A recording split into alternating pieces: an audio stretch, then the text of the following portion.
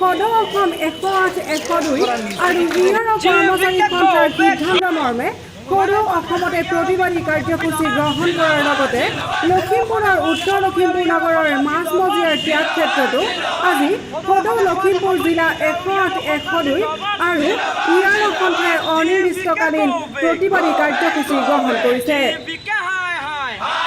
পৰিচালনাৰ দায়িত্বত থকা বহিৰাগত কোম্পানী JVKEMRIয়ে দীৰ্ঘদিনে শোষণ কৰি থকা বুলি উল্লেখ কৰি আজি অনিৰ্দিষ্টকালীন কৰ্মবিৰতিৰ কাৰ্যসূচী গ্ৰহণ কৰে। বিশেষকৈ চাকৰি চৰকাৰীকৰণ কৰা, শ্ৰম আইন অনুসৰি কৰ্তব্যৰ সময় 12 ঘণ্টাৰ সলনি 8 ঘণ্টা কৰা, 2016ৰ পৰা বাকী থকা দৰমহা আদায় দিয়া, দৰমহা বৃদ্ধি কৰা আদিৰ দাবীত এই প্ৰতিবাদ কৰে কৰ্মচাৰীসকলে। আৰু ইয়াৰো কৰ্মচাৰী সন্থাৰ তৰফৰ পৰা আমি পোনপ্ৰথমে সমগ্ৰ অসমবাসীৰ ওচৰত আমি ক্ষমা প্ৰাৰ্থী হৈছোঁ। আজি যে আমি এটা কৰ্মবিৰতিৰ নিচিনা এটা সিদ্ধান্ত আমি ল'বলৈ বাধ্য হ'লোঁ আৰু সেই সিদ্ধান্তটো আমাক ল'বলৈ বাধ্য কৰাইছে JVK নামৰ হায়দৰাবাদৰ প্ৰতিষ্ঠানটোৱে।